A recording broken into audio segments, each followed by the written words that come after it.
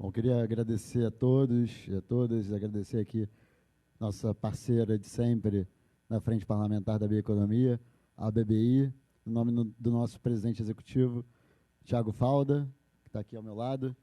Também agradecer aqui aos parlamentares presentes, nosso coordenador temático dessa matéria, deputado Arnaldo Jardim, um grande entendedor de todos os assuntos da Câmara, um professor para mim aqui, que eu aprendo com todas as pautas que eu trabalho. Eu aprendo muito com o deputado Arnaldo Jardim, que é uma referência não só técnica, mas também política. E também... Nada. E a deputada Ângela Min, que também, além de ser uma grande parlamentar, é uma das que eu mais convivo aqui nas frentes parlamentares, porque acho que em termos de pautas a gente coincide muito, né, em diversas pautas. Então também é um prazer tê-los aqui conosco hoje, né, também coordenadora da Frente Parlamentar. Agradecer também aos representantes do Poder Executivo, também agradecer às empresas, instituições aqui presentes e todos os presentes aqui hoje que engrandecem esse debate, um debate muito importante, mais um evento da Frente Parlamentar da Bioeconomia, uma frente que é relativamente nova, de 2019, mas com a pandemia a gente teve, né, um período de seca, vamos dizer assim, e retomamos esse ano com mais atividades, e uma frente que, mesmo sendo a primeira legislatura dela e dessa pauta aqui no Congresso Nacional, né, com uma frente dedicada à bioeconomia, já consegue entregar resultados e ser bastante relevante no debate aqui dentro do Parlamento, né, e também com a sociedade. Então, obrigado a todos. Isso só é possível graças não só à presença dos parlamentares, mas também das instituições parceiras, das empresas e dos ministérios também, né, que sempre prestigiam essa frente, tanto através diretamente dos seus ministros, mas também, né, dos secretários e membros do Poder Executivo, que muitas vezes têm até a capacidade de entregar mais explicações técnicas, né, para a gente debater aqui com bastante propriedade, né. Então, obrigado a todos os senhores e senhoras pela presença e pelo trabalho que a gente vem fazendo aqui nessa frente. Eu vou iniciar aqui, né, o nosso Arnaldo Jardim, ele, além de todos os elogios que eu fiz, ele é uma grande referência nesse tema e é o nosso coordenador temático da economia circular. Então, só para falar uma fala introdutória sobre a importância do tema, claro que depois das apresentações, volta a palavra a Vossa Excelência, deputado Arnaldo. Bom dia. Uma alegria muito grande poder estar aqui mais uma vez. Esta frente é muito peculiar, né? Porque ela tem uma característica de modernidade que eu acho muito importante. Primeiro, por um marco que é referência nas suas atividades, que é uma forte presença proativa do setor privado aqui. Então, eu quero cumprimentar a todas as empresas que têm tido aqui um espaço para poder, e isso vai acontecer mais uma vez, veicular as suas experiências, poder transmitir as suas iniciativas, e isso não só é importante para o conhecimento geral do Parlamento, mas nos dá referência para aperfeiçoamento da legislação. E segundo, termos aqui uma interação muito grande do Executivo, né? Então, agradecer a representação plural que nós temos aqui do governo, desde o Ministério da Economia, do MAPA, do Ministério de Ciência e Tecnologia, também aqui. Isso é muito importante para que a gente possa fazer. Na figura do Thiago, me referir a todo esse apoio que nós temos do ponto de vista de inovação da bioeconomia e meus queridos amigos Paulo Ganimi, Ângela Min. Nós, o Parlamento, flertou com o tema da economia circular já há muito tempo, né? Eu me permito referenciar-me numa questão que eu estive muito envolvido, foi há 12 anos atrás, quando nós tivemos o novo marco da Política Nacional de Resíduos Sólidos, tema também com o qual tantas vezes conversamos aqui. Naquele momento, quando nós introduzimos o conceito de ciclo de vida do produto, quando nós introduzimos todas as questões referenciais de acordos setoriais, de logística reversa, ali estavam princípios que se tornaram hoje muito mais usuais, muito mais frequentes que hoje alguns sintetizam no conceito da economia circular, o processo de reaproveitamento. Nós agora mesmo estamos aqui com a biogás, temos dialogado sobre isso, temos novas referências. Olho para o Ministério da Agricultura, o Brasil se orgulha de ser essa referência mundial em produção agropecuária e a oportunidade que isso enseja para ações, no caso do biogás e do biometano. Mais um momento para fechar o círculo aí de reaproveitamento de recursos naturais para nós podermos caminhar para um pleno uso aí dos recursos. Então, é nesse contexto todo que o Parlamento tem se movido. A nossa expectativa hoje é, mais uma vez, dialogarmos com o Executivo, que, para nossa alegria, tem tido iniciativas importantes. Eu menciono o programa de bioinsumos do Ministério da Agricultura. Eu saúdo a iniciativa recente agora com relação ao biometano, por ponto de vista do governo, e toda a inovação dentro das diretrizes do Ministério de Ciência e Tecnologia. A inovação nesse segmento é prioridade de financiamento do FINEP, de todas as ações. E bem-vindo, Alexandre, muito obrigado. A Cláudia, que está aqui também, do Ministério, para que nós possamos aí ter uma manhã muito produtiva. Muito obrigado, Paulo. Obrigado, Arnaldo, mais uma vez, sempre trazendo muito conteúdo aqui para as nossas falas. E agora passar a palavra para o nosso presidente executivo da BBI, Thiago Falda. Bom dia, deputado, bom dia a todos. Em primeiro lugar, sempre uma honra estar participando e organizando um evento da Frente Parlamentar e num tema que, dessa vez, é um tema que também a gente vem ensaiando há algum tempo, né? A economia circular, e principalmente porque falar em bioeconomia, falar em economia circular, né, é falar em bioeconomia. Então, a Frente Parlamentar pela Inovação na Bioeconomia não teria como deixar de trazer um tema como esse, né? Eu gostaria de cumprimentar, então, o deputado Paulo Ganimi, deputado Arnaldo Jardim, deputada Ângela Amin, demais parlamentares presentes. Gostaria de cumprimentar as entidades que estão conosco organizando, então, a Biogás e Única, a Biogás representada pela Isabela e a Única representada pelo Eduardo Leão. Prazer enorme estar com vocês, né? As nossas associadas presentes e os ministérios com quem a gente tem aí uma grande interação e que vem trabalhando arduamente para o desenvolvimento da bioeconomia no Brasil. Então, cumprimentar o Bruno, Cibele e Alexandre, muito obrigado pela presença. Para não me estender muito, acho que é uma fala que eu já venho trazendo aqui algumas vezes, né? O mundo ele caminha, né, para segundo perspectivas, né, do Fórum Econômico Mundial, para uma população de mais de 9 bilhões, né, de habitantes em 2050, né, com 70% dessa população vivendo em áreas urbanas, e a expectativa de vida, deputado, em países desenvolvidos, ultrapassando aí os 90 anos. Né?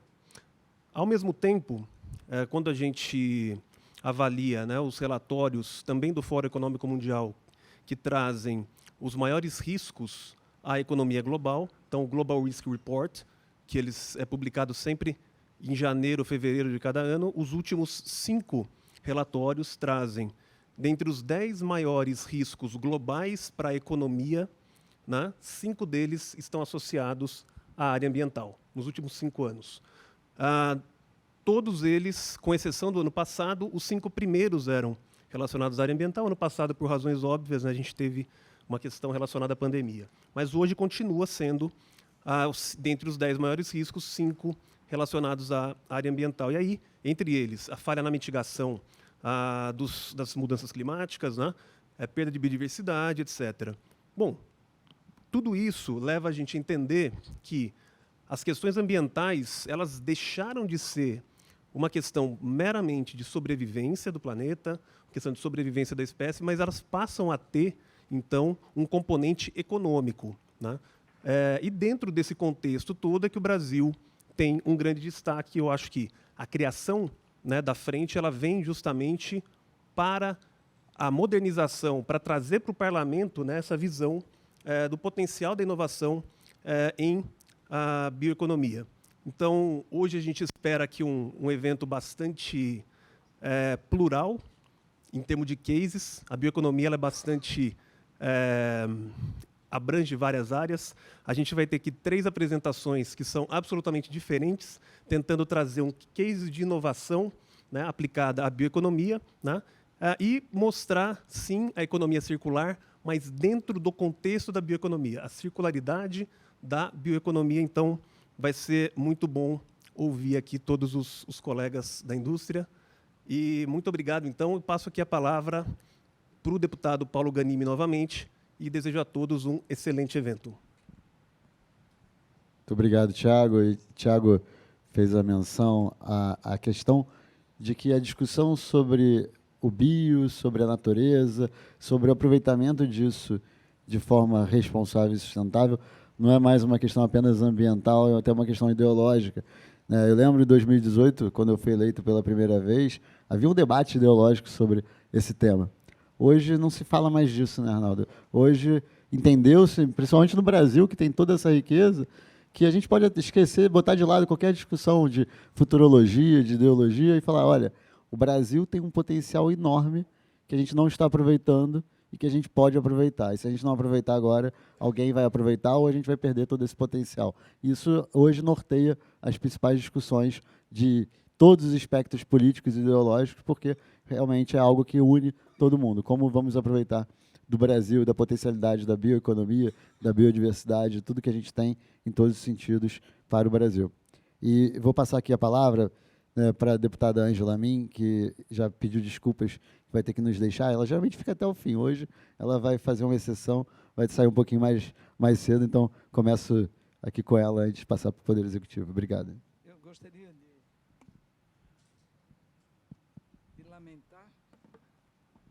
lamentar exatamente que o fato de eu participar da Comissão de Ciência e Tecnologia, participar da mesa, né, eu obrigatoriamente tenho que sair mais cedo. Mas eu gostaria de cumprimentar pelo tema. Eu sou um pouquinho mais velha na casa do que o Arnaldo Jardim. Meu primeiro mandato foi em 91, para vocês terem uma ideia. Não que eu tenha muita idade. Mas esse tema, ele além de ser atual, ele é um desafio, né, de entendimento da importância da inovação na nossa vida. Né? E a necessidade, eu acho que aí a participação do Ministério da Economia, Ministério da Agricultura e do Ministério da Ciência e Tecnologia é de fundamental importância para que essa interação do Executivo, Legislativo e aqueles que empreendem no Brasil num processo de inovação possa ser facilitado. Eu acho que esse deve ser o entendimento, né, principalmente do Executivo. A nossa participação é na inovação da legislação, para que nós tenhamos essa política definida para o Brasil, e a definição de uma política ela é bastante complexa e de pouco entendimento ainda, né, no Brasil, mas é importante nós avançarmos. E eu cito aqui um exemplo. Como prefeita de Florianópolis, vocês imaginam um município com 52% do seu território de área de preservação permanente. O desafio, né, na administração dessa cidade. E nós procuramos organismos internacionais para fazer o estudo da utilização do lixo, né, para a energia. E aí a OCDE fez esse trabalho. Nós visitamos os Estados Unidos, Portugal, França, a Alemanha, a Inglaterra, para analisar as experiências. E o contexto de análise desse trabalho realizado na oportunidade não atendia apenas a região da Grande Florianópolis. Ele atingia da Grande Florianópolis, do Vale do Rio Tijuca e parte do Vale do Itajaí, que é um desafio, o Vale do Itajaí, eu sou de lá, né, muito grande na necessidade de preservação do ambiente, principalmente por causa das cheias naquela região. O trabalho foi finalizado, nós tínhamos financiamento garantido e ele morreu. Então, por isso eu coloco aqui a importância das 3 instâncias, né, que aqui estão presentes, né? Quer dizer, o executivo para entender a necessidade da definição da política. A gente fala muito na continuidade, na política de Estado. Nós só teremos essas condições a partir da nossa conscientização, mas na definição da política de energia diferenciada, voltada à economia do país. Então, eu considero esse tema muito importante, lamento, aí já pedi para o Paulo nos passar o resultado dessa reunião para que nós possamos trabalhar legislação, Paulo. Isso é de fundamental importância. Nós temos pouco tempo, mas nós precisamos dar esse passo para que o Brasil possa acompanhar o que vem acontecendo no mundo e ter essa alternativa e que nós não venhamos a viver novamente o que vivemos ano passado, né, de um desespero muito grande do Ministério de Minas e Energia para fazer o balanço necessário para o país não parar. Então, acho que é muito importante, cumprimento aqui as empresas que investem, né, mas a sensibilização é de fundamental importância. E a questão do meio ambiente é fundamental. Eu vou citar outro exemplo pessoal. Eu decidi, num determinado momento, instalar energia solar na minha casa. Depois do processo implantado, finalizado, eu levei 6 meses para ter autorização da empresa de energia elétrica do Estado para ligar, né, a utilização da energia solar na minha residência. Quer dizer, eu pratiquei um gesto como cidadã e não tem essa sensibilidade por parte da empresa, porque ela vê como perda de receita, uma atitude de sustentabilidade que um cidadão, né, toma iniciativa. Então, eu acho que é de fundamental importância debater, mas principalmente definir a política, né, de inovação, que aqui estão as empresas, e da utilização das alternativas de energia, que é de fundamental importância para o país. Muito obrigado pela oportunidade. Infelizmente, vou ter que sair correndo, Paulo, mas vou atrás dos conteúdos para a gente poder estudar e ajudar. Um abraço a todos e sucesso. Obrigado, Ângela, sempre presente aqui com a gente. Então, está perdoada por hoje, mas na próxima você fica até o final, tá? Converse lá com o pessoal da comissão para ficar. E só um comentário, a Ângela não falou, mas em 91 podia ser deputado federal com 5 anos de idade, por isso que ela estava aqui desde 91, tá? Por causa disso. A lei mudou depois, mas naquela época podia. Então, vou passar a palavra aqui agora para o primeiro representante do Poder Executivo, né, representando aqui o Ministério da Economia, secretário de Desenvolvimento da Infraestrutura, Alexandre Iwata. Muito obrigado, Alexandre, seja bem-vindo. Bom dia a todos. É uma honra aqui, um prazer estar aqui hoje no evento da Bioeconomia. Eu gostaria primeiro de agradecer ao convite, né, ao meu colega aqui, meu amigo, o diretor executivo, Tiago Falda. Gostaria de agradecer também ao convite e parabenizar aí e saudar aqui os deputados, o deputado Paulo Ganimi, pelo convite, o deputado Arnaldo Jardim, a deputada Ângela Almin.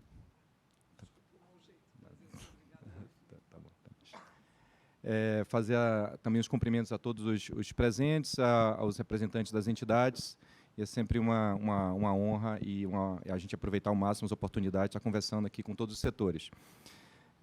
Bom, em nome do Ministério da Economia, a gente bom, vocês têm acompanhado a pauta aqui do Ministério, a gente tem um objetivo muito claro aí de modernização da economia, modernização do Estado, sempre aí mantendo o nosso tripé, que a gente fala sempre, a questão da austeridade fiscal, que para a gente é condição de contorno fundamental, a melhoria do ambiente de negócios e o ganho de produtividade, que, na verdade, é consequência dos 2 primeiros pilares. Então, isso é fundamental para a gente. Tudo que a gente tem, todas as ações, elas estão calcadas nesses pilares. Então, a gente tem, essa semana mesmo, acho que foi uma semana bastante rica para a gente. Terça-feira, a gente teve o lançamento aí do mapa de empresas. Hoje em dia, o tempo de abertura de uma empresa no Brasil é de 1 dia e 16 horas. Começo de 2019, isso eram quase 6 dias. 61% das empresas hoje são abertas em menos de 1 dia.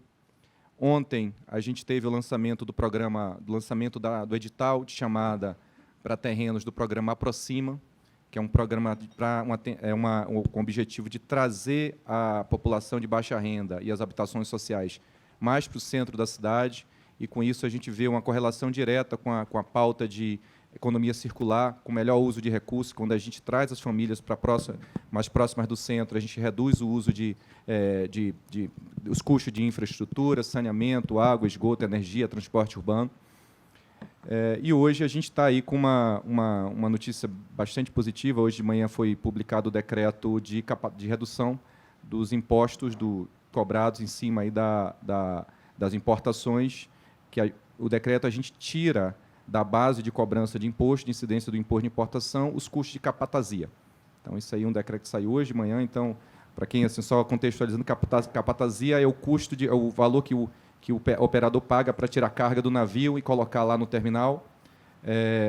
Antes do decreto, até hoje de manhã, esse custo ele entrava na base de cálculo do imposto de importação. Nenhum país do Mercosul pratica isso.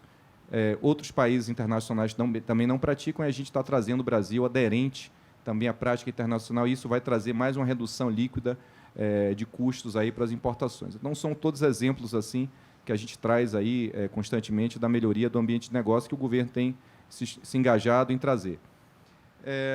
Do ponto de vista ambiental agora, né, eu estou no governo já há bastante tempo, e acho que é a primeira vez que eu vejo um Ministério Econômico.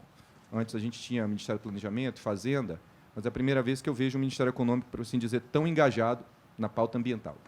A gente tinha, obviamente, papéis desempenhados pelo Ministério da Fazenda, do Planejamento no passado, mas eu diria era muito mais papéis regimentais do que realmente o engajamento temático como a gente vê hoje.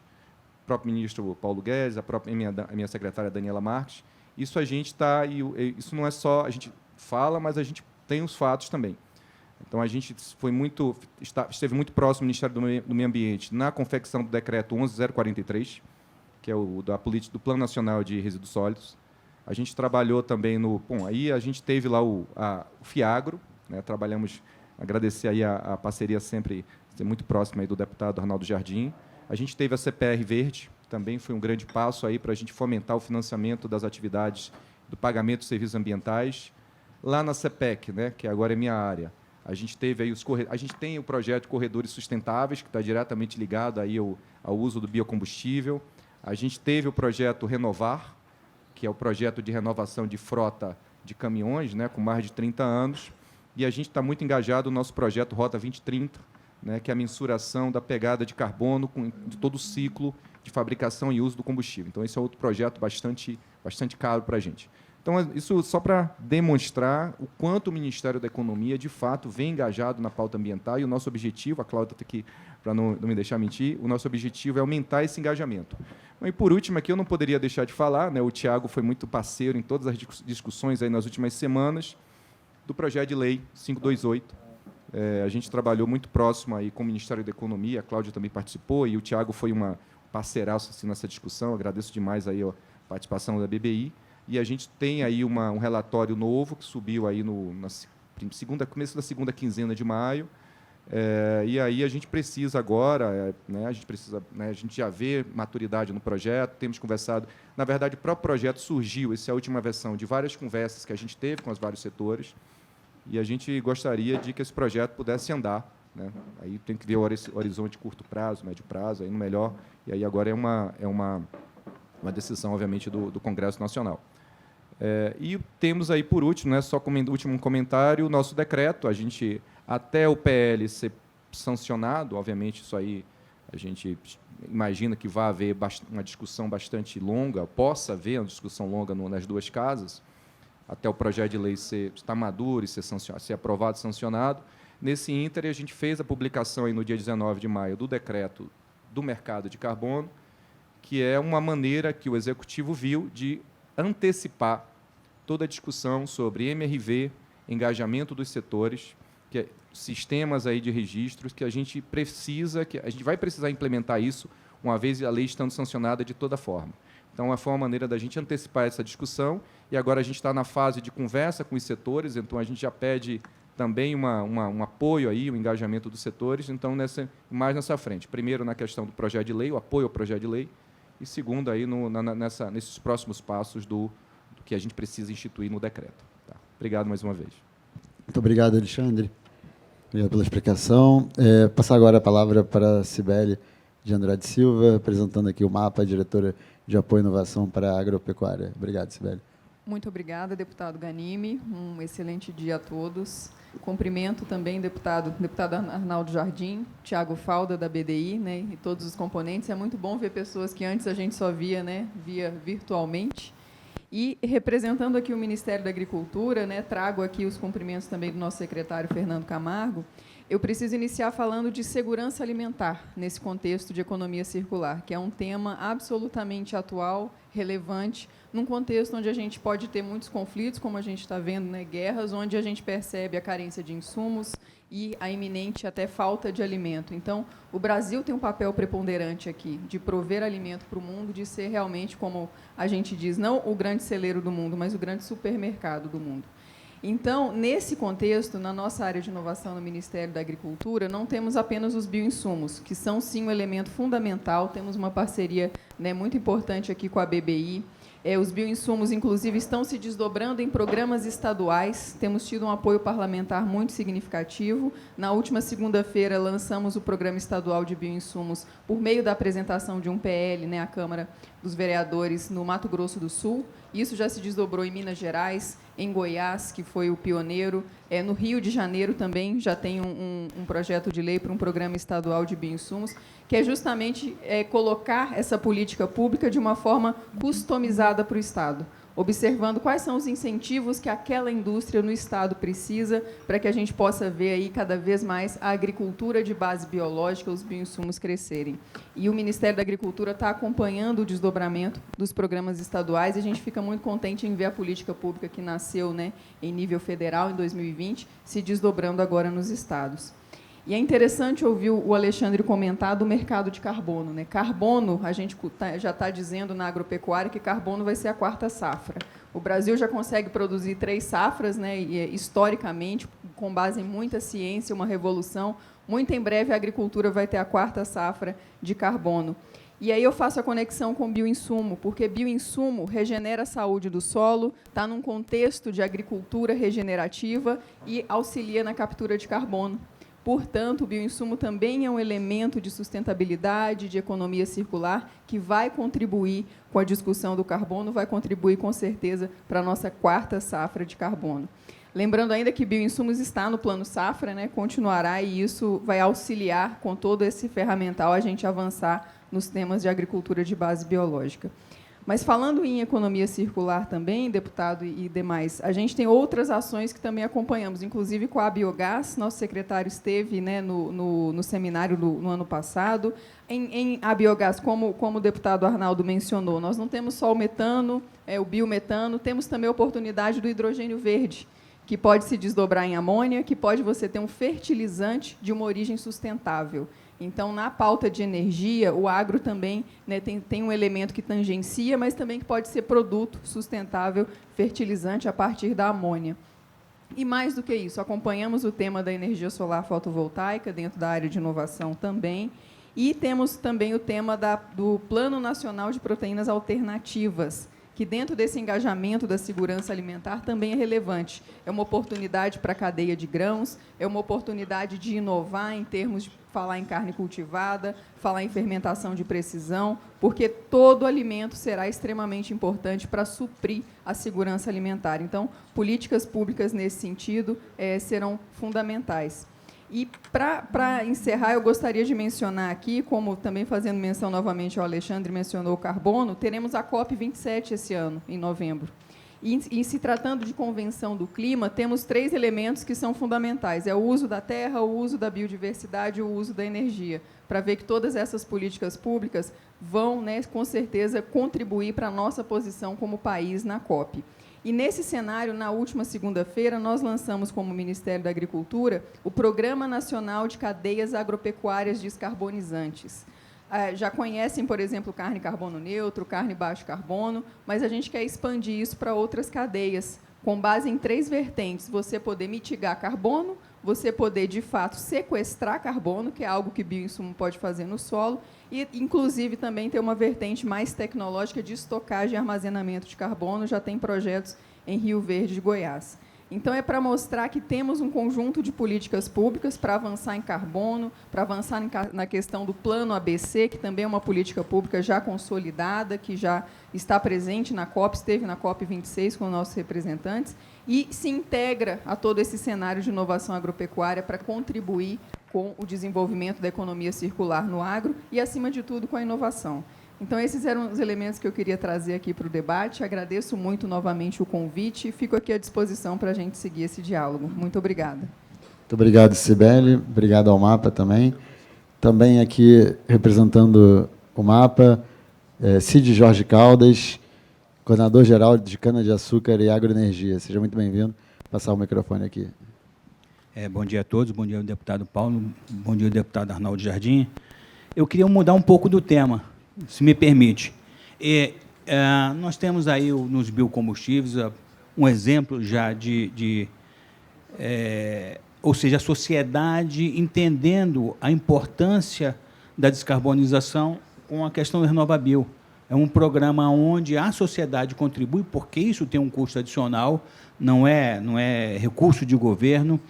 Então, nós estamos dando o valor ao que o combustível renovável captura carbono, ele tem na sua matriz.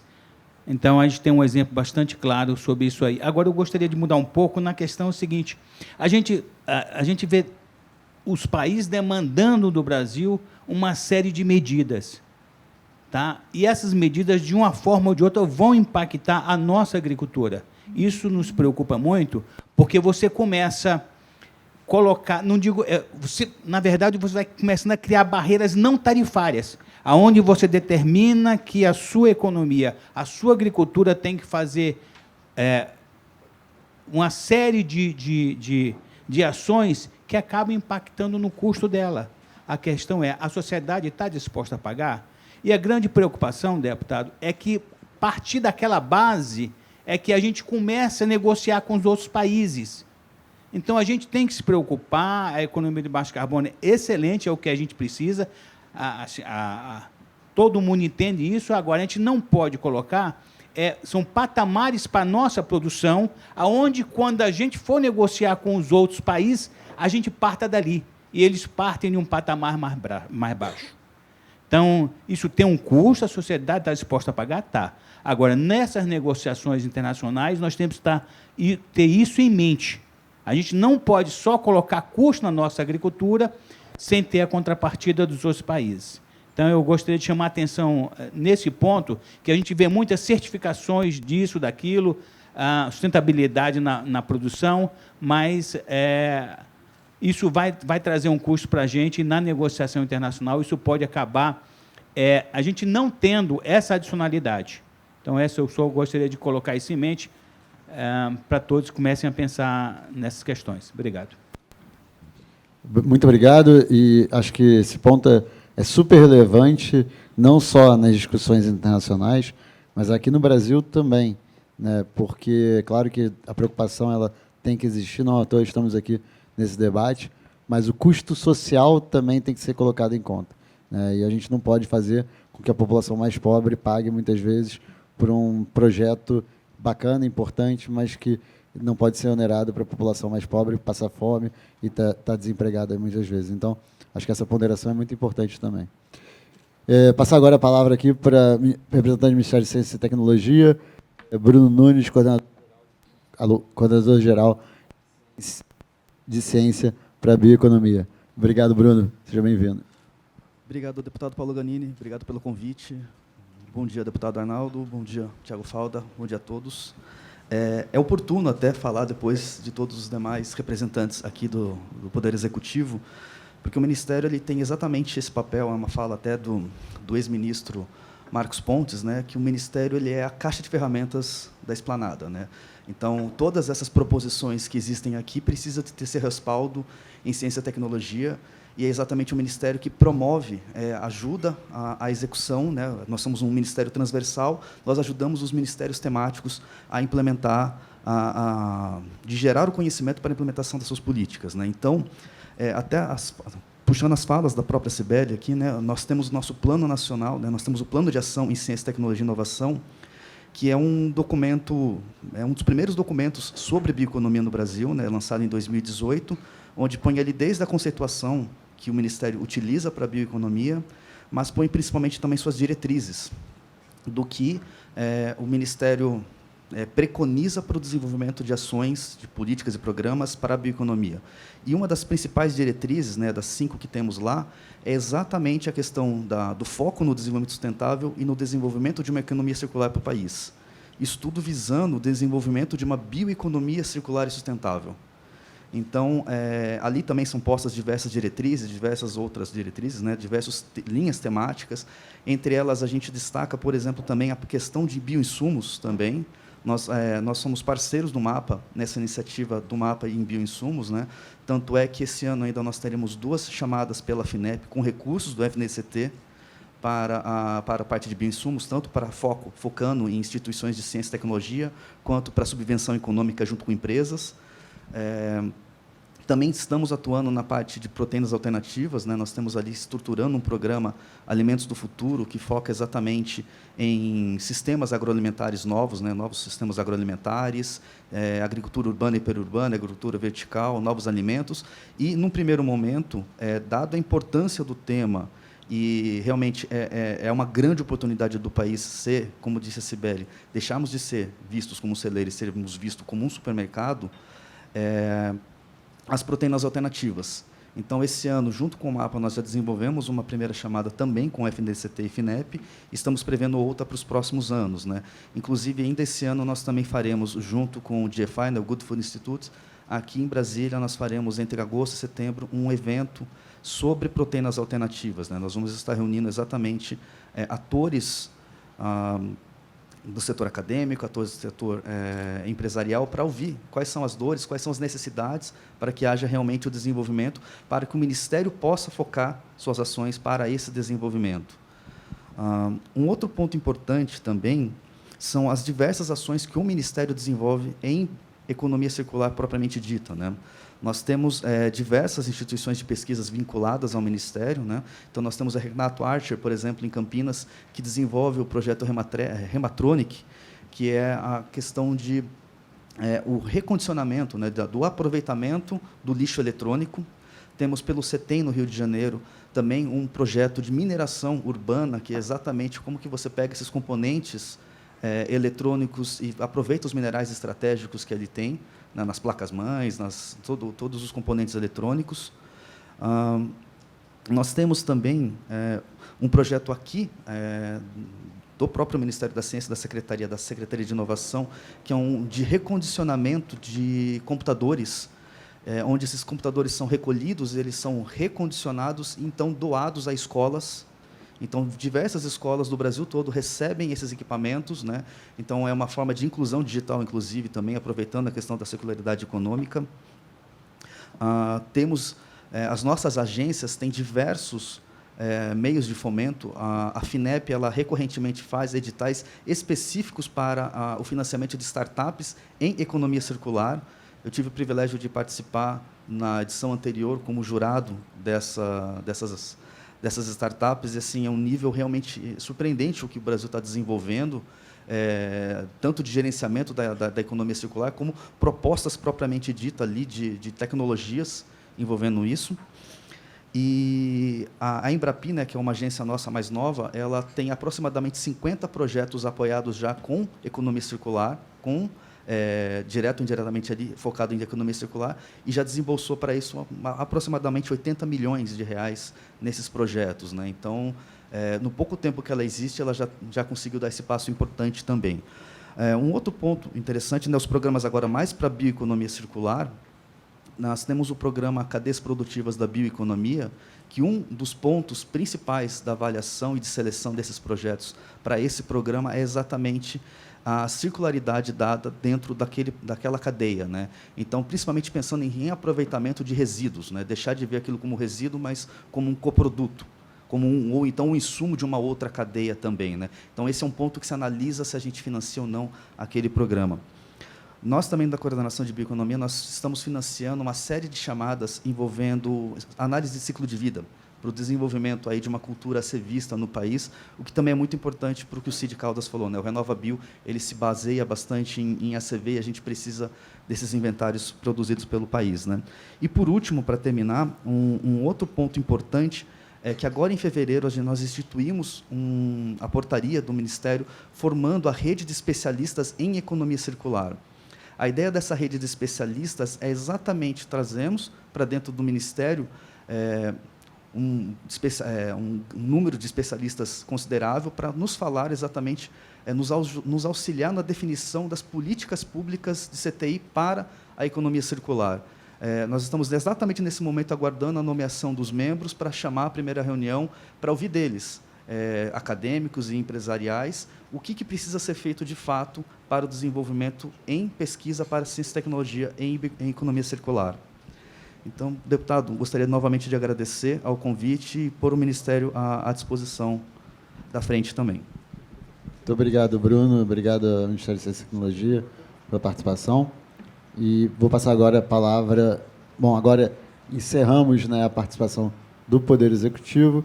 Vamos ouvir agora o setor produtivo, né, e as representações aqui, né, começando aqui pela Isabela Sene, analista de energia elétrica da Associação Brasileira de Biogás, a Biogás. Obrigado, Isabela.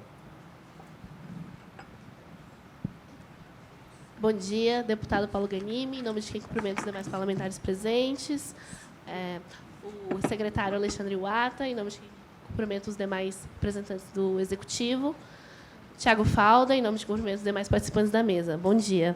Sou Isabela Sene, sou analista de energia elétrica da Associação Brasileira do Biogás. A Biogás é uma associação que congrega mais de 120 empresas de toda a cadeia produtiva do biogás e do biometano, desde fabricantes, fornecedores, desenvolvedores de projeto, até produtores e consumidores. O biogás é um combustível renovável obtido a partir de resíduos da agroindústria, do sucro energético e do saneamento.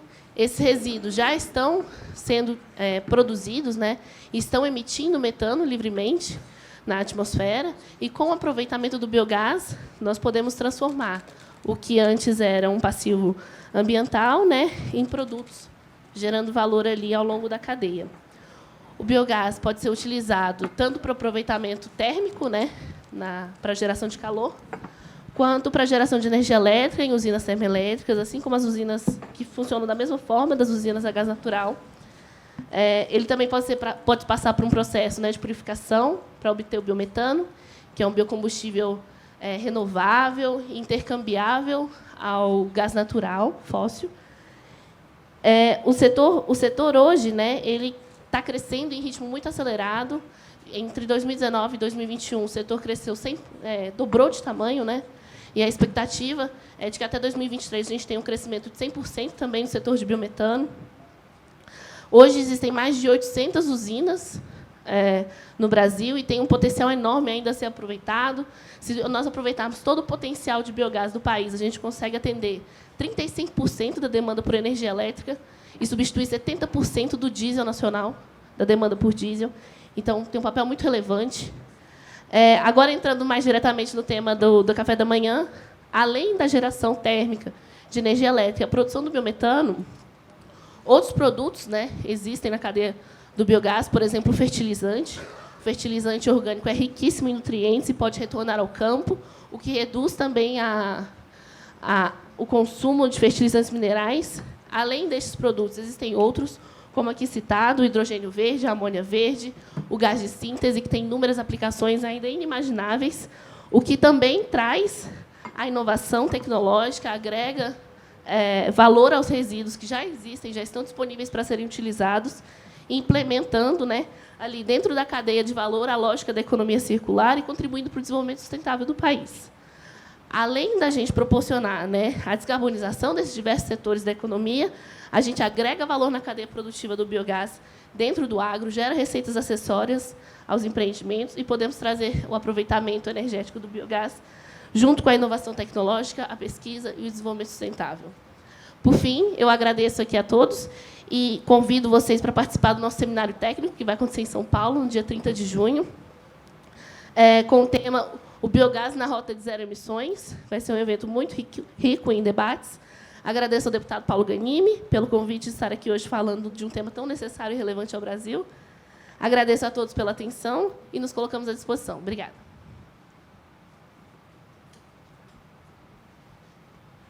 Muito obrigado, Isabela. E passo aqui agora a palavra para o Eduardo Leão, que, como bom brasileiro aqui, tem que se adaptar, né? E foi lá e fez à mão o prisma dele, porque estava o nome do Evandro, que nosso presidente aqui, mas Eduardo representando aqui a Única, e está aqui com a gente hoje. Obrigado, Eduardo. E desculpa aí pelo mau jeito aí, de você ter que ser adaptável.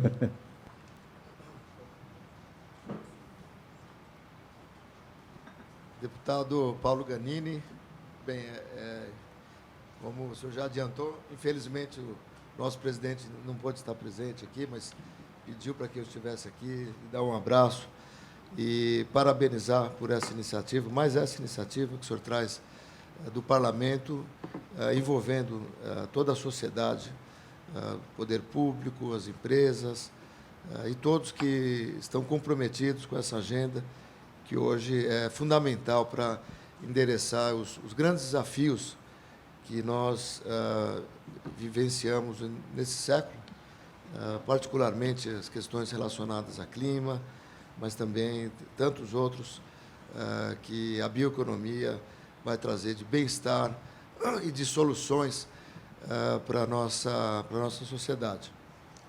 Cumprimentar também o deputado Arnaldo Jardim, que também é presidente da nossa Frente Parlamentar Sucroenergética, que é nesses temas de energia, agricultura, praticamente quase que um deputado onipresente, porque tamanhos os temas que o deputado lidera nessa agenda tão positiva para o país, sobre tantos aspectos, sejam ambientais, sejam econômicos, sejam sociais, que trazem trazem evidência a essas questões. Queria também cumprimentar os representantes aqui do governo, na pessoa do secretário Alexandre Ivata, que nos trouxe aqui tantas iniciativas ricas que hoje o Ministério da Economia tem se preocupado, seja questões relacionadas ao desenvolvimento econômico do país, mas também sempre olhando para os aspectos da sustentabilidade, que é algo que o Brasil tanto pode contribuir. E chama atenção aqui também pela presença da Cláudia Girotti também, que tem sido uma grande parceira aí nessa agenda do etanol e a agenda do setor sucroenergético.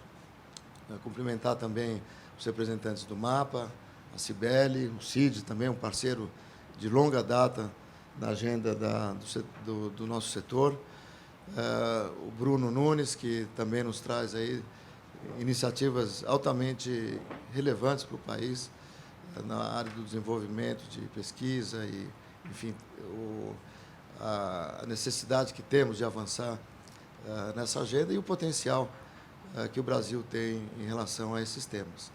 Também cumprimentar as nossas entidades parceiras, Tiago Falda, com quem nós temos tido aí uma agenda altamente rica e parceira, a Isabela, a Biogás também cada vez mais se funde de uma maneira quase que umbilical com a nossa atividade do setor sucroenergético, e cumprimentar também as empresas aqui presentes que vão nos trazer casos ricos, né, da economia circular, a Sibéria, da Nestlé, Mariana, Suzano, a Vitória do Senai. Cumprimentar também aí os representantes do nosso setor que estão aqui, o Rodrigo Simonato, do Grupo Terios, e a Juliana Franco, da empresa do Grupo Raizen. Eu vou ser bastante curto aqui na minha intervenção, acho que aqui a gente tem muito a ouvir dos casos que vão ser relatados aqui, mas dizer que o nosso setor, quando se fala em economia circular, acho que seguramente é um dos que mais ilustram, né, esse esforço que hoje tem sido feito por toda a economia. É um setor que produz, além do açúcar, né, do caldo da cana-de-açúcar, produz o etanol, energia para o corpo, energia para os automóveis e também energia para as casas, né, energia elétrica a partir do bagaço. Um exemplo aí de diversificação energética que o mundo hoje clama, e o que estamos vivenciando hoje ainda dá mais luz a essa questão, né? A guerra que hoje a gente presencia na Europa mostra a importância da diversificação das fontes energéticas e também a diversificação geográfica da produção dessas fontes, né? Então, o etanol surge como uma alternativa extremamente relevante aí nesse processo dessa transição energética para uma economia de baixo carbono. E hoje nós caminhamos para um avanço ainda mais importante ainda nessa agenda da economia circular. Além desses 3 produtos que são produzidos a partir do caldo da cana e do bagaço da cana, né, o açúcar e o etanol do caldo e a energia elétrica do bagaço, também hoje caminhamos para não só a utilização da vinhaça, que é um outro subproduto, como um produto para fertirrigação, quer dizer, você retorna aquele subproduto que antes era um problema seríssimo das usinas, hoje, sob a forma de fertilização do solo, mas também, como a Isabelle comentou, cada vez mais fazemos investimentos na produção de biogás e biometano, né, utilizando a palha, o bagaço, torta de filtro e a própria vinhaça para a produção de biogás e produção de biometano. Quer dizer, são mais novas fontes para a produção de energia elétrica, mas também formas de substituição de combustível fóssil, substituindo o diesel nas nossas máquinas agrícolas, nos nossos caminhões. Então, é um exemplo extremamente rico de energia, de economia circular, que acho que o setor nos traz, e basicamente era o que eu queria hoje compartilhar um pouco com vocês, e já agradecendo, deputado, por mais essa iniciativa, pelo convite de estarmos aqui presentes, e muito interessado em agora ouvir um pouco os casos aí que vão ser relatados pelas empresas. Muito obrigado. Muito obrigado, Eduardo. A única sempre presente aqui, né? A última vez o próprio Evandro estava aqui conosco na frente. É sempre bom contar aí com a parceria de vocês também, que representam um setor bastante relevante aqui para o debate da bioeconomia. Muito obrigado. Vou passar aqui agora a palavra para Mariana Lisboa, líder global de relações corporativas da Suzano. Bom, bom dia a todos. Nos nomes do deputado Paulo Ganimi e do deputado Arnaldo Jardim, eu cumprimento as demais autoridades aqui presentes, e do Alexandre Wata, os membros do Executivo. É um prazer poder compartilhar um pouco das iniciativas da Suzano no que toca à economia circular e à bioeconomia. Ao Tiago Falda, em nome da Suzano, eu agradeço o convite. E, antes de começar, faço um registro aqui que me deixa muito feliz. Essa é uma das poucas mesas de que eu participo que há, de fato, um equilíbrio na participação entre homens e mulheres, o que me deixa bastante feliz. Estamos aí... Pois é, os homens quase estão em cotas, né? Não, mas, de fato, há um equilíbrio real, e isso é raro e merece o registro, e, de fato, começo o dia mais feliz hoje. Bom, falando um pouco da Suzano, para quem não conhece a Suzano, bem, nós somos empresa líder mundial em celulose de eucalipto, temos quase 100 anos de vida, estamos presentes em diversos estados brasileiros, temos mais de 10 fábricas, são 12 fábricas e uma em construção agora no Mato Grosso do Sul. Ocupamos 2 milhões de hectares de área no Brasil, sendo 1 milhão de áreas plantadas e 1 milhão de áreas conservadas. Então, é algo bastante relevante. Para vocês terem noção, esses 2 milhões de hectares equivalem ao estado de Sergipe. Então, é uma área muito grande no Brasil. Geramos cerca de 40 mil empregos entre diretos e indiretos. Tivemos, no ano de 2021, um lucro, uma receita líquida de 41 bilhões, A Suzano tem uma política de reinvestimento, então, esses 41 bilhões não são distribuídos entre os acionistas. Há, de fato, essa política de em busca de novos negócios, e aí entra muito a questão desses novos negócios ligados à economia verde. A gente exporta para mais de 100 países e temos escritórios internacionais também na Europa, nos Estados Unidos, no Canadá, e na China e em diversos outros. Como eu disse, a Suzano tem essa política de reinvestimento do seu lucro líquido, inclusive, e muito do que a gente vem buscando fazer daqui para frente está diretamente ligado à economia circular e à bioeconomia. A gente entende que o cultivo de árvores para fins industriais é a tradução da bioeconomia. Então, é, de fato, um caminho inovador para um futuro de base renovável. A gente assumiu, em 2020, compromissos públicos diretamente ligados aos Objetivos de Desenvolvimento Social da ONU, alguns deles direto ou indiretamente ligados às questões da economia circular.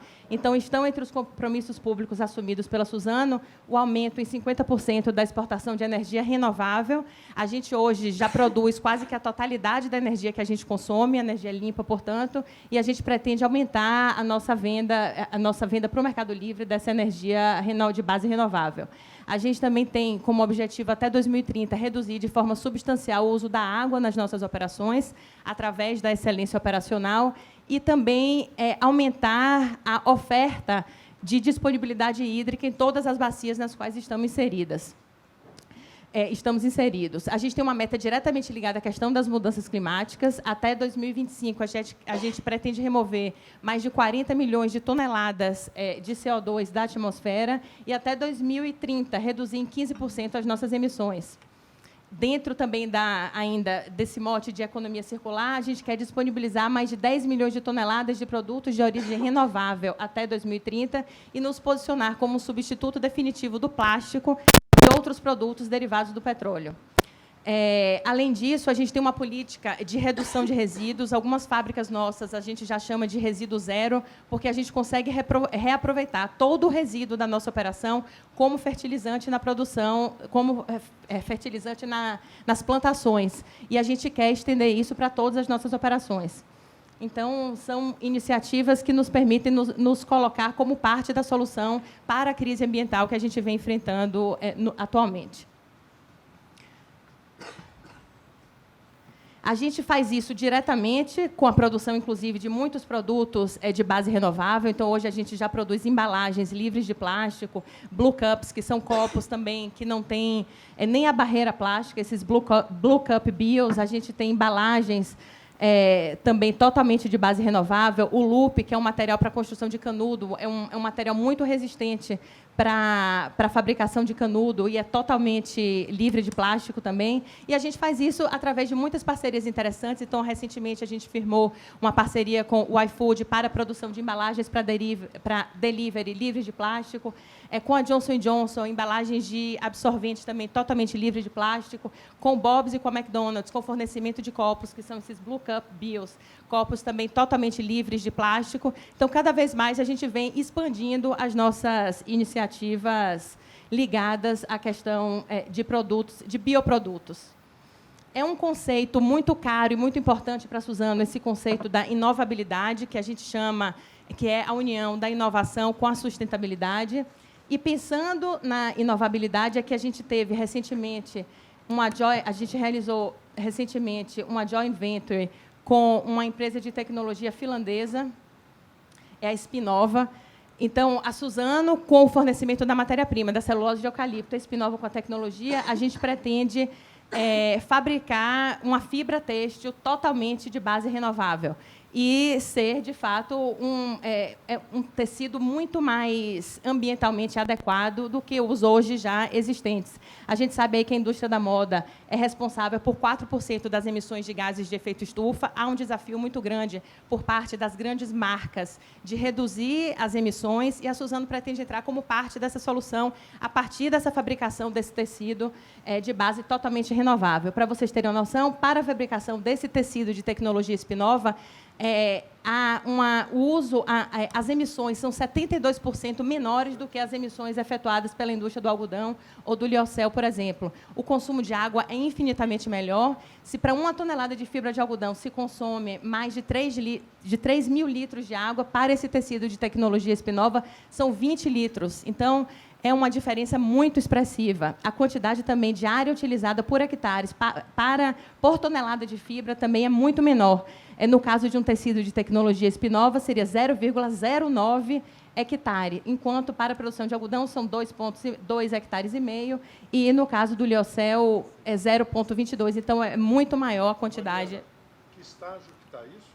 A gente já começou, a gente está implantando uma startup na Finlândia neste momento, a gente pretende até o final deste ano, a gente já está com a produção de 1.000 toneladas de fibra têxtil, e a gente está na prospecção de um novo mercado para implantação, aí sim, de uma fábrica grande, que pode ser na Europa ou aqui no Brasil. Eu desejo, sinceramente, que a gente consiga implantar essa fábrica aqui no Brasil. No Rio Vai de ser Janeiro, algo revolucionário.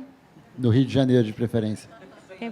Com muito prazer, seria ótimo, porque eu vou ter de ir muito ao Rio, então seria uma ótima ideia. Mas, de fato, a gente está abrindo conversas nesse sentido e o nosso desejo é implantar essa fábrica no Brasil. Mas não é fácil, a concorrência aí é muito grande e a questão de custo também será, obviamente, algo muito relevante, mas estamos ainda na prospecção desse mercado. O custo de produção hoje, vocês podem ver que a gente ainda não consegue essa produção em escala. É muito próximo ao custo de produção do algodão e do liocel, então a gente entende que no momento em que a gente conseguir escalar essa produção, a gente vai conseguir também ter um custo bastante competitivo desse tecido. Esse é um novo negócio da Suzano, a gente está muito focado nisso. Então, deputado, respondendo a sua pergunta, a fábrica na Finlândia já está em construção. Até o final do ano, a gente já vai ter a capacidade de produção de 1.000 toneladas do filamento têxtil. E, em breve, e quando eu falo em breve, realmente a curto e médio prazo, a gente pretende implementar uma fábrica grande, já com capacidade produtiva grande, e o que a gente pretende também, a nossa meta do nosso negócio de longo prazo é, dentro de 10 anos, atingir 1 milhão de toneladas de capacidade de produção de fibra com a tecnologia Spinova. Então, é algo, de fato, muito revolucionário, que a gente trouxe como case porque a gente entende que é algo que trará para a humanidade uma contribuição expressiva. A gente vai conseguir ser realmente essa parte da solução para a questão da crise climática que a gente pretende, deixando aí um mundo melhor para essa e para as próximas gerações. Então, essa era aí minha apresentação. Acho que eu cumpri meus 8 minutos que o Tiago me propôs e agradeço aí a paciência de todos. Obrigada. Muito obrigado.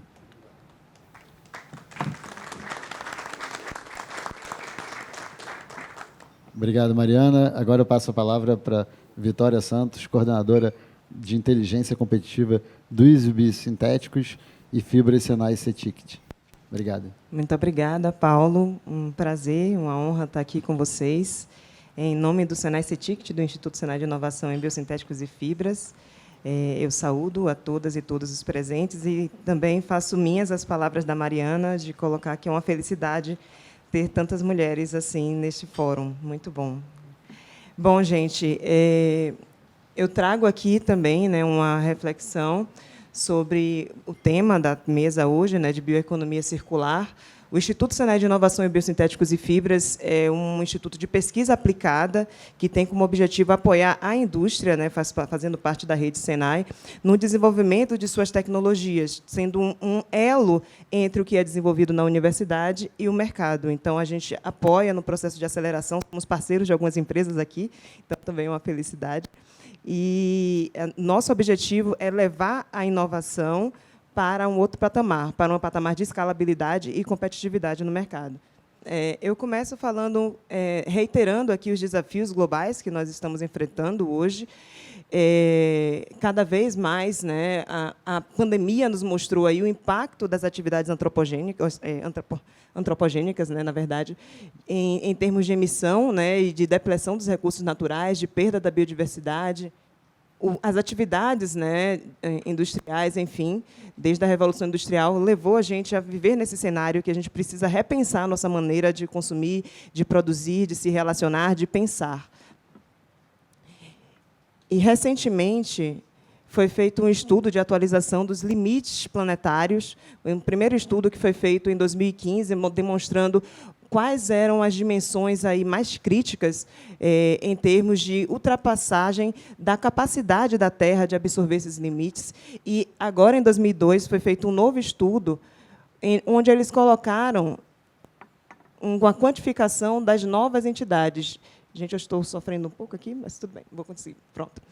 Esses novel entities são químicos produzidos que não naturalmente e que já ultrapassou em muito ali, aqui, agora foi, os limites planetários. Então, essa é uma pesquisa recente deste ano que coloca o caráter crítico, em termos quantitativos, da gente repensar a nossa economia no sentido de circular os nossos recursos. Assim, não tem espaço na Terra mais para a gente ficar gerando, extraindo e gerando novos químicos, sem a gente gerar mercados secundários.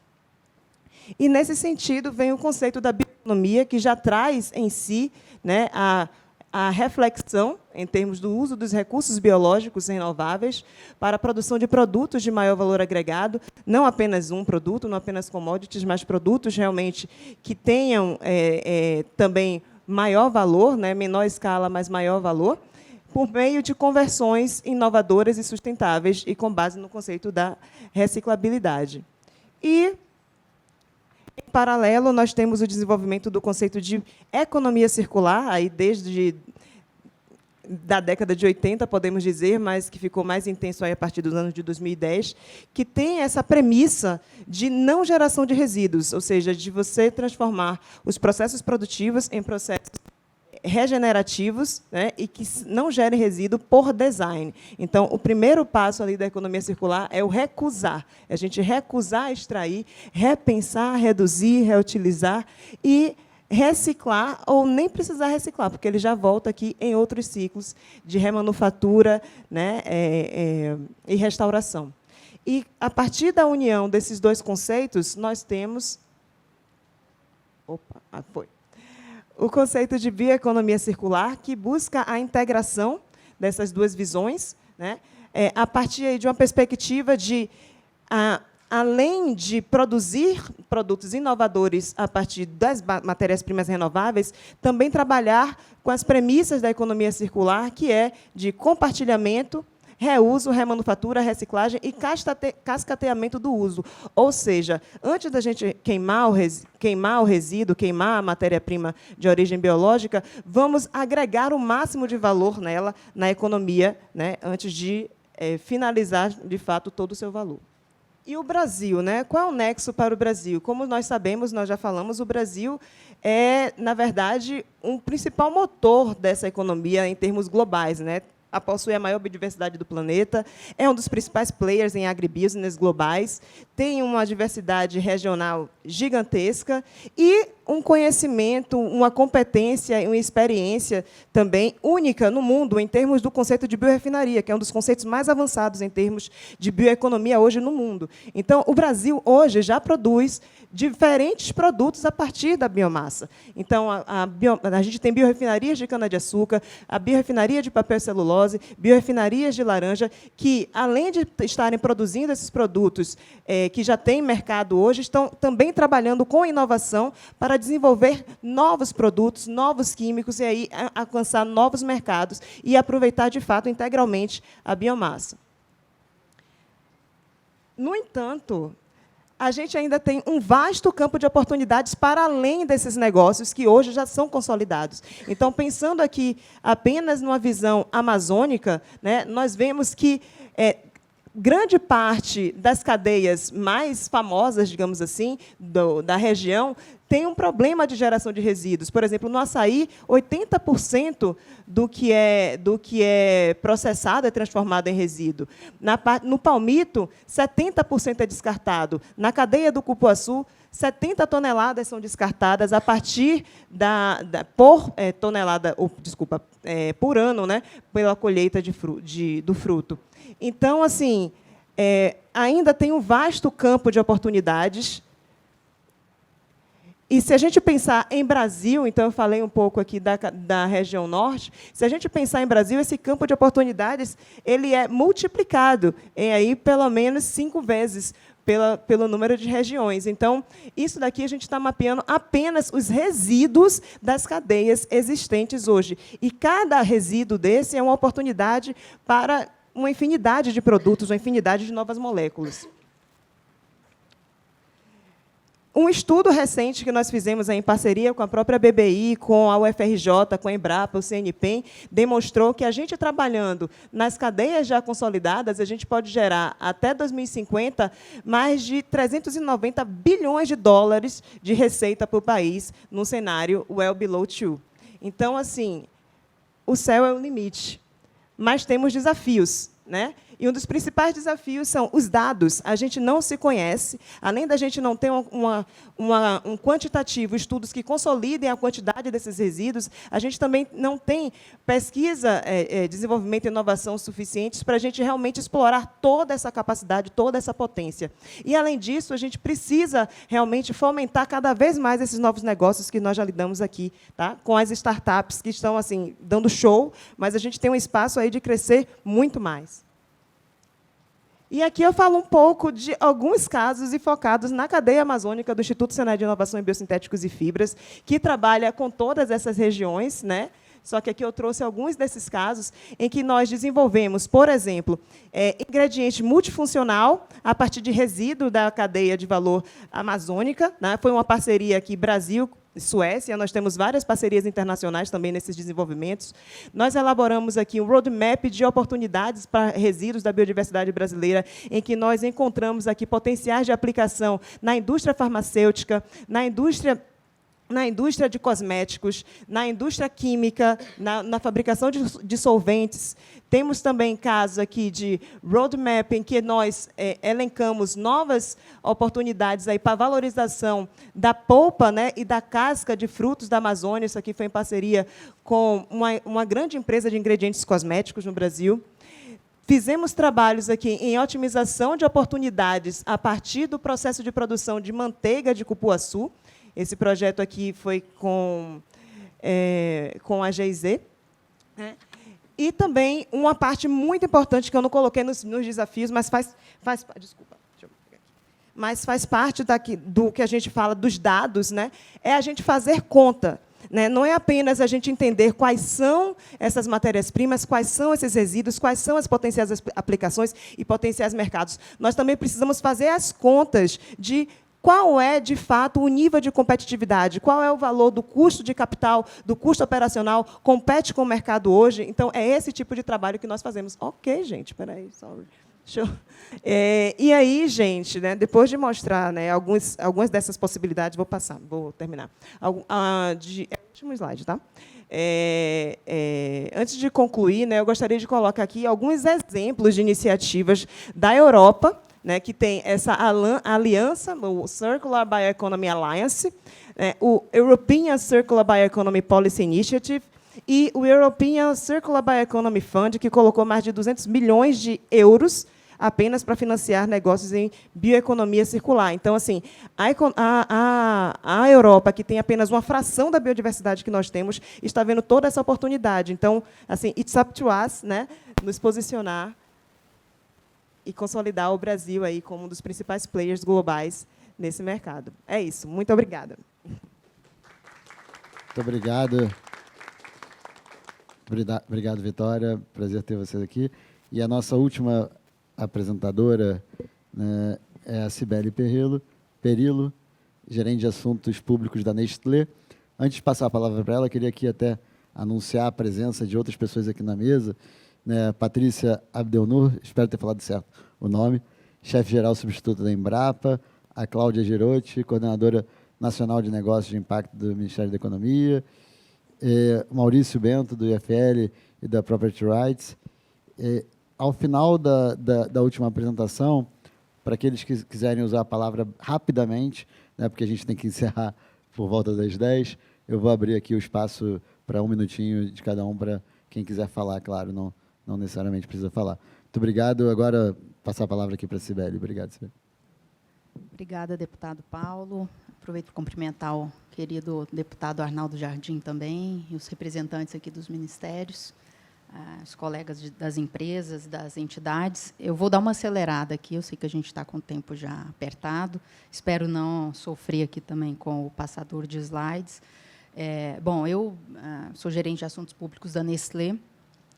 A Nestlé é uma empresa centenária aqui no Brasil, né? Só no Brasil já é centenária, nós estamos aqui presentes há 101 anos, né? E arrisco dizer que na casa, na despensa, na geladeira de cada um de vocês deve ter um produto da Nestlé. Nós estamos presentes quase 100% dos lares, né, do Brasil.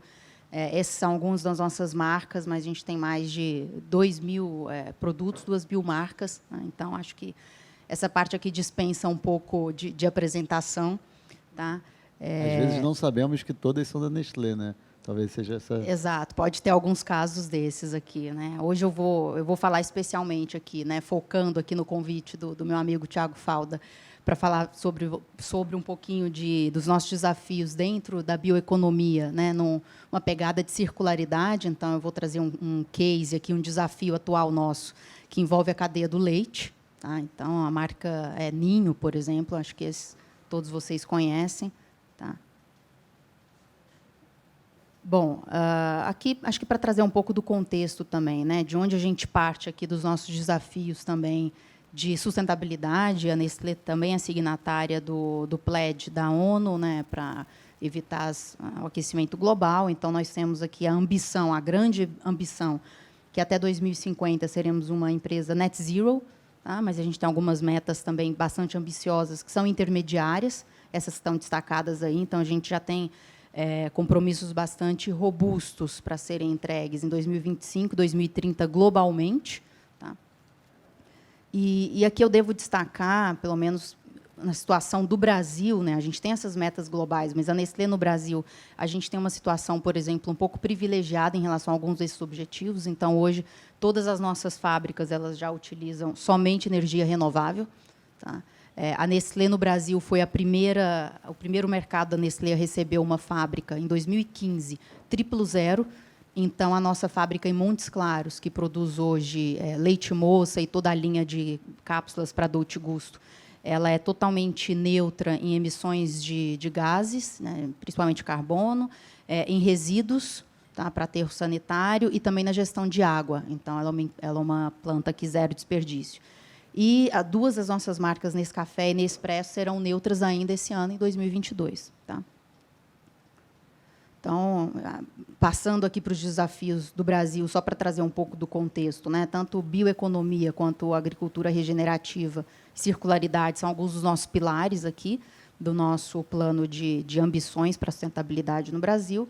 Tá? Então, por exemplo, 30% das nossas principais cadeias, que são café, cacau e leite, terão matérias-primas oriundas de agricultura regenerativa até 2025. Tá? No pilar de circularidade, nós vamos reciclar também o equivalente a todo o plástico que a gente coloca em mercado, tá? Anualmente. E bioeconomia, a gente vai preservar 300.000 hectares na Amazônia e levando educação e oportunidades para pelo menos 4.000 indivíduos. Tá? Esses são os grandes compromissos que a gente tem aqui. Tá. Mas, quando a gente olha para as emissões, a gente sabe muito bem, né, qual é o nosso papel, a nossa responsabilidade, onde a gente deve focar o nosso olhar. Então, o Brasil é responsável por 7% das emissões globais da Nestlé. Tá? E o peso maior é realmente para ingredientes, tá? Então, para as nossas cadeias. E, dentro dessas cadeias, que ali são responsáveis, vocês podem ver no gráfico, né, por mais de 65% das emissões, a principal delas é a cadeia de leite. Tá? Então, a nossa cadeia de leite ela é sozinha responsável por mais de 50% das nossas emissões. Por isso, do nosso desafio, né, de concluir um processo que já vem de muitos anos, inclusive em parceria com a Embrapa, tá, para desenvolver pecuária leiteira de baixo carbono.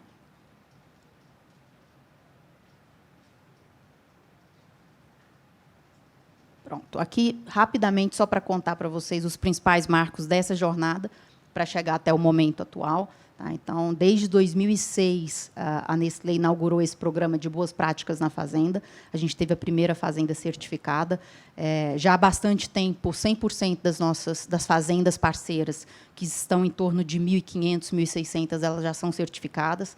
Tá? A Nestlé paga, inclusive, um bônus, foi a primeira empresa a pagar um bônus por qualidade do leite, não somente por volume. Esse bônus vai de 5 a 15 centavos, dependendo do ranking desse produtor, do protocolo de boas práticas que a gente desenvolveu. Tá? Esse protocolo, inclusive, na verdade, o manual ele foi lançado no ano passado, numa versão renovada e muito mais ambiciosa com a Embrapa. Né? Eu já mencionei da importância da parceria. Inclusive, um dos cases que a gente desenvolveu com a Embrapa, que foi para a eficiência do uso de água nas fazendas, foi um case que apresentamos ano passado na COP26. Tá? Então, a gente já sabe que 90% dos produtores que fornecem leite para a Nestlé, eles já acessam um aplicativo que nós temos, o Leiteria, que tem ali diversos indicadores para a otimização do uso de água. E, por fim, acho que a ambição final é que, em 2025, nós teremos pelo menos 8 fazendas, que são fazendas modelo, e que serão net zero. Tá? Então, para chegarmos lá, a gente tem alguns desses marcos, como eu mencionei. Temos um protocolo também bastante robusto com a Embrapa, que inclui capacitação técnica, acompanhamento no campo. Mas nós sabemos, pelo diagnóstico que foi feito, que um dos principais, na verdade, o terceiro maior responsável pelas emissões nas fazendas é a gestão de dejetos, a gestão de resíduos, tá? Nessas fazendas leiteiras. Considerando um desafio muito grande em custo, né, em acesso financeiro de biodigestores, principalmente para pequenas propriedades, então, um produtor que ele tem ali em torno de 100 cabeças de gado, um custo de um biodigestor é quase que proibitivo com a tecnologia que se apresenta hoje no mercado. Tá? Então, por isso, a Nestlé lançou, ao longo do mês passado, abriu um edital, na verdade, de inovação aberta com o Hub de Inovação da Embrapa, o Silo. Tá? Nós recebemos praticamente 20 projetos de green techs, de startups, para desenvolverem um modelo de baixo custo, de alta eficiência e com escalabilidade de biodigestor para essas fazendas. Né? Sem isso, a gente não vai conseguir ter as fazendas net zero, e a gente não consegue, que é o nosso desejo, né? E esse é um dos propósitos, estender todas essas inovações e essas conquistas que a gente tem para todo o mercado, para todos os outros produtores, ou seja, para o ecossistema de uma forma pré-competitiva. Né? De nada adianta a Nestlé liderar essa jornada, essa inovação, se nós estivermos sozinhos. Tá? Então, por isso, a gente tem dialogado tanto com o Ministério da Agricultura, com o FINEP, com a Embrapi. Né? A Embrapa, como eu mencionei aqui diversas vezes, é central nessa jornada.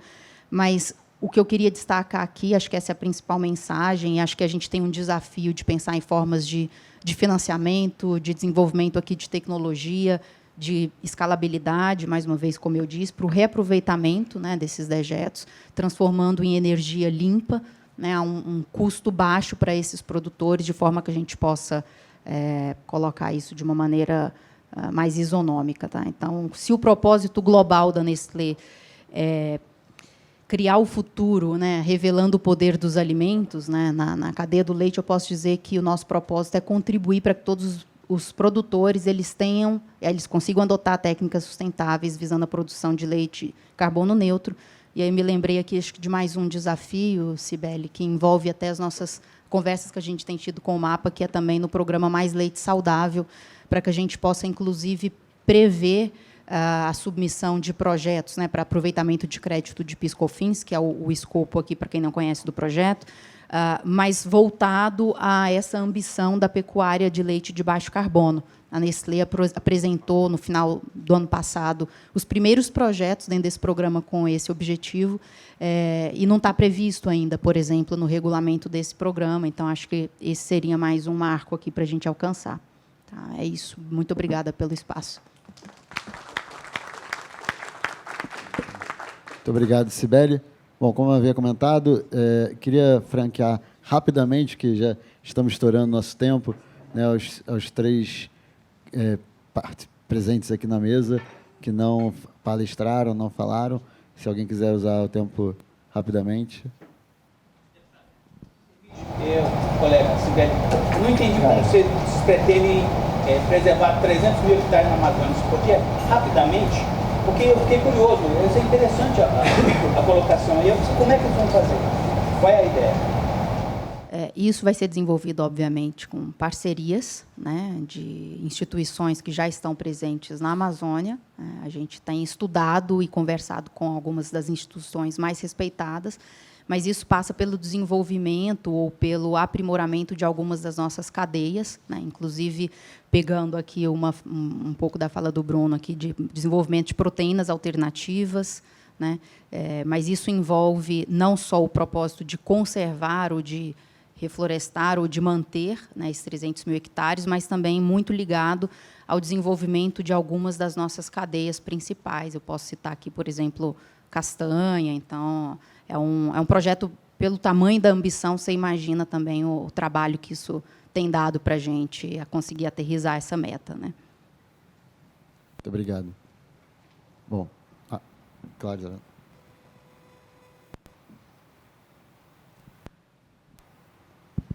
Pessoal, obrigada as apresentações foram riquíssimas, trouxeram muitos apontamentos importantes aqui também para a gente até olhar um pouco nessa questão de inovação. Gostaria de aproveitar aqui o momento para falar um pouquinho sobre algumas iniciativas do Legislativo, né, na área de inovação e incentivo, né. Citar aqui o projeto de lei do deputado Arnaldo Jardim, né, o 3865, de incentivo à produção e aproveitamento de biogás biometanos, de coprodutos associados, né, que traz o endereçamento de questões muito importantes do setor, incentivo, né, e pedimos também, fazemos um pedido aqui aos parlamentares presentes de apoiamento ao projeto para sua aprovação. Obrigada. Obrigado, Isabela. Combinaram aqui pelo WhatsApp antes da fala de brincadeira, não. Fazendo aqui o lobby a favor do projeto do Arnaldo aqui, é sempre importante. Nossa, né? Muito bom. Bom, alguém gostaria de...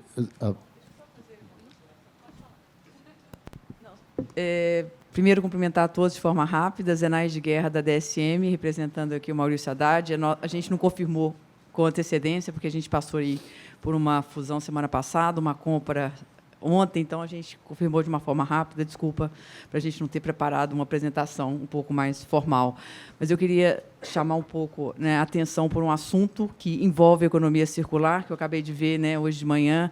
De novo, né, a fome no Brasil, 17 milhões de pessoas que não se alimentam, passam para 33 milhões. Então, um país tão grande, tão rico, a gente falando aqui de alimentos, né, e a DSM é líder mundial na produção de vitaminas e muitos outros ingredientes que enriquece, né, não só na cadeia de nutrição e saúde animal, humana, e também aí nos ingredientes do personal care, né? Mas nós temos cases no mundo inteiro, né? E um dos cases que envolve não só, né, a questão da economia circular, mas da boa nutrição e também do social, de criar empreendedorismo, foi um case que agora a gente comemorou 15 anos, que é uma parceria com o Programa Mundial de Alimentos, que a gente comemorou agora em Davos, né, no World Economic Forum. Isso começou em 2007, num painel que a gente estava, né, um case muito bonito, que virou um Harvard Business Case, que tinham presidentes africanos, né, que simplesmente chegaram e falaram assim, olha, vocês aí do Ocidente param de enviar carboidrato para a África, porque vocês não estão resolvendo o nosso problema. Antigamente, as pessoas morriam e o nosso trabalho era enterrá-las. E agora elas vão para o hospital, então vocês não resolvem o nosso problema, então param com isso. Então, é uma coisa chocante da gente ouvir. E nós, da DSM, entramos aí nesse projeto de fortificar os alimentos, que é levar nutrientes. Então, nós combatemos não só a fome, né, que é você se alimentar, mas é a fome oculta, que é você nutrir, realmente dar saúde e a plenitude de vida que as pessoas precisam. Então, nós temos aí programas no mundo inteiro, onde você pega alimentos básicos, dependendo do tipo de cultura, né, que é mais propícia para aquele país, para aquela região, a gente fortifica. Então, você deixa de desperdiçar, por exemplo, aquele arrozinho quebrado ou aquele milho quebrado que não vai para a comercialização, a gente fortifica fortifica com vitaminas e minerais e a gente leva isso à população como um todo. Então, existe assim, um risco muito grande, um erro muito grande, quando a gente vê as manchetes nos jornais, que falam assim, fulano de tal quer doar não sei quantos bilhões para combater a fome. Vão criar um fundo. O problema da fome não é só dinheiro, gente. Dinheiro não se converte em alimentos, né? Então, a gente trabalha, né? Esse é o nosso core, a gente entende sobre isso. Nós somos a empresa de nutrição líder nesse mercado, então não é isso. A gente tem que ter programas sustentáveis, né, que combatem a fome, o desperdício, a gente tem questões de logísticas. Então, chamar a atenção dos senhores também, né, para essa questão da fome, porque para a gente crescer, se desenvolver, ser um país rico, né, a gente não pode ter pessoas desnutridas nesse país tão bonito como é o Brasil. Obrigada. Obrigado, Zenaide. Patrícia? Obrigada. Primeiramente, agradecer o convite. Eu estou aqui representando o Dr. Alexandre Alonso, que, coincidentemente, está num evento de bioeconomia na Alemanha, né? Então, acho que esse é um tema que é muito importante para todos nós. E a Embrapa, como foi citado aqui, ela tem isso desde o seu plano diretor da Embrapa, né? Várias parcerias. Eu vejo aqui que a gente faz uma rede, o que é muito saudável, para que a gente possa co-desenvolver e co-criar novas tecnologias. Nós, da Embrapa Agroenergia, temos parceria com a Suzano, com a Nestlé, com a Senai CETIC, então, muito feliz de estar aqui participando dessa mesa. Eu acho que a gente está aqui para... Quando eu pensei nessa questão de bioeconomia, eu lembrei da cana, como foi muito bem elucidado pelo Eduardo, então, a gente tem todo o crescimento e agora indo para esse vertente também do biogás, que tem esse projeto de lei também que nós fizemos parte, agradecemos o convite. E eu estou aqui para colocar a Embrapa Agroenergia à disposição. Tá? Nós temos muito interesse nessa área, temos desenvolvimento de tecnologias nessa área e estamos a favor do Brasil para continuar com o desenvolvimento. Obrigada. Muito obrigado, Patrícia. Claro, por favor. Prazer à mesa, já que todas estavam falando, enfim.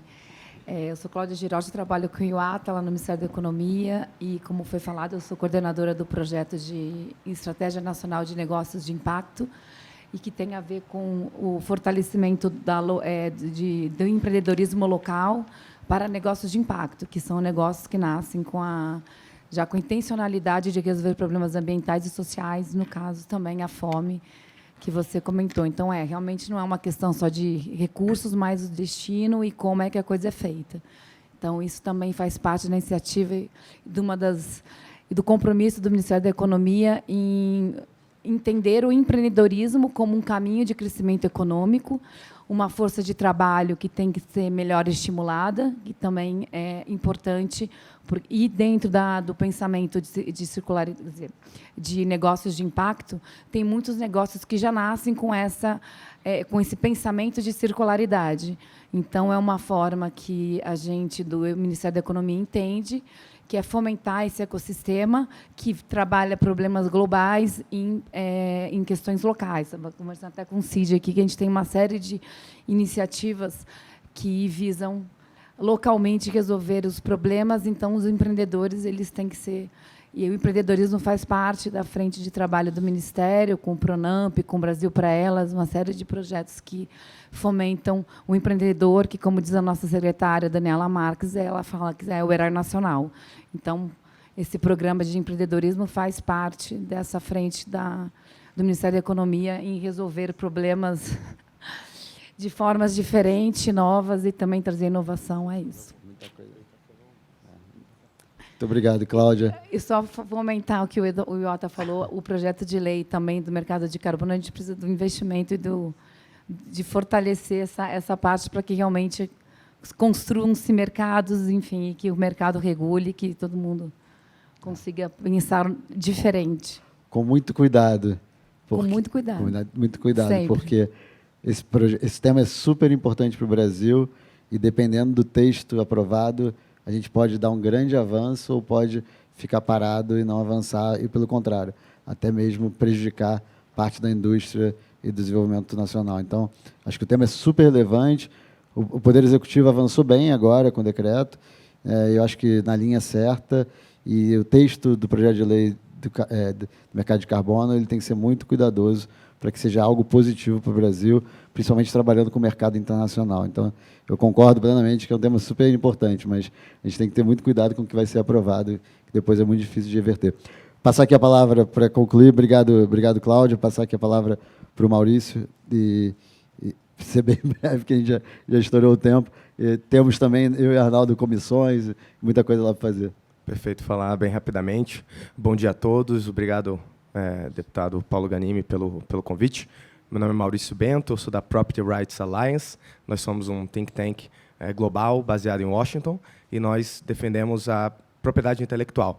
Fico muito feliz de ver um evento como esse, em que temos aqui representantes do governo federal, diversos órgãos, temos também o setor privado em peso e também, claro, associações. Assim, o Brasil tem um grande potencial nessa área da bioeconomia, pode ser um líder global, talvez até o número 1 do mundo em alguns anos, e para isso é necessário, de fato, essa cooperação.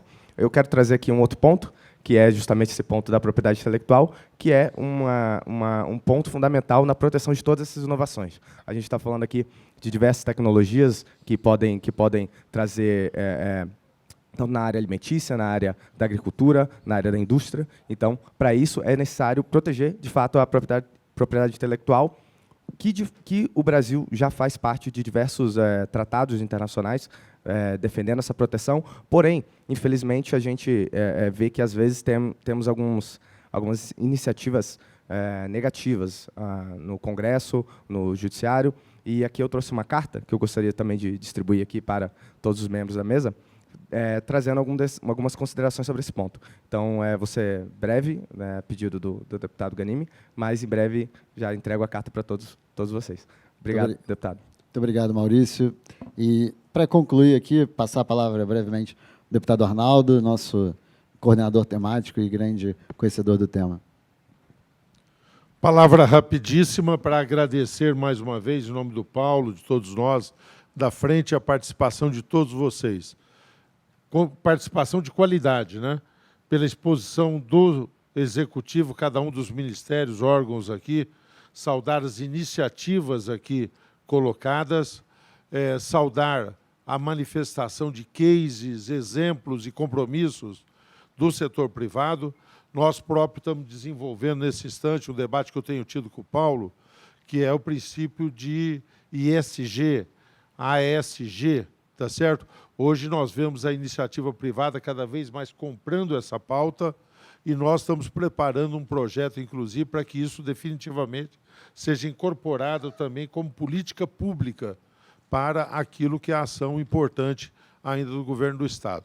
Sobrou implícita uma questão aqui, que eu proponho que seja um dos temas para frente se debater posteriormente. O Cid fez uma colocação pontual, depois uma provocação pontual, tá certo? E todos nós sabemos que remanesceu uma discussão sobre a questão do mercado de carbono, né? Nós todos sabemos que isso significa uma extraordinária oportunidade para o país. Eu sou um grande defensor de que o Brasil tenha uma postura proativa nesse mercado. Eu festejo o fato de nós termos uma das moedas verdes que eu reputo de mais desenvolvidas do mundo, que são os CBIOS, que vem a partir da política de biocombustíveis, o Renova Bio. Nós temos essa moeda que ela é certificada, hoje transacionada na Bolsa de Valores, na B3, hoje algo que tem uma certificação através do Renova Calc, muito sofisticada, cada unidade tem um fator de conversão. Acho que isso nos faz entrar nesse debate do mercado de carbono de uma forma muito proativa. Há um preço a pagar. E a colocação do Cid, por isso que eu a ele me refiro e tantas vezes dialogo com ele sobre esse e outros temas aí, a discussão é o seguinte: até onde nós vamos pagar, como é que esse mercado é voluntário, até onde vai a compulsoriedade desse mercado. Nós vamos ter que fazer escolhas sobre isso. Eu não tenho dúvida de que não queremos um caminho que seja um peso adicional.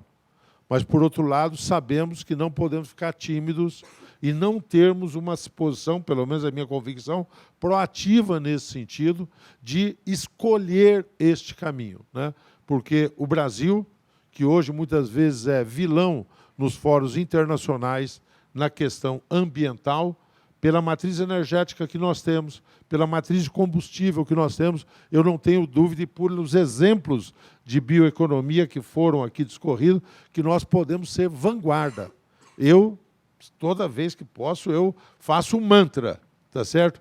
Que é um estímulo e que tenta ser uma orientação. No projeto do biogás, em cada uma das coisas que nós fazemos. Quer dizer, o Brasil pode ser vanguarda da nova economia, da economia verde, da economia de baixo carbono, da bioeconomia do ponto de vista internacional. Então, acho, Paulo, não sei como é que está a programação, mas já tivemos momentos em que debatemos essa discussão, revisitar esse tema do mercado de carbono, aí, da questão de crédito de carbono, acho muito atual e acho que pode ser uma boa diretriz de trabalho para todos nós aqui. Parabéns, Paulo, a todos os parlamentares, a Ângela e todos que estão aqui. Muito obrigado a vocês do setor privado, muito obrigado a vocês do setor governamental.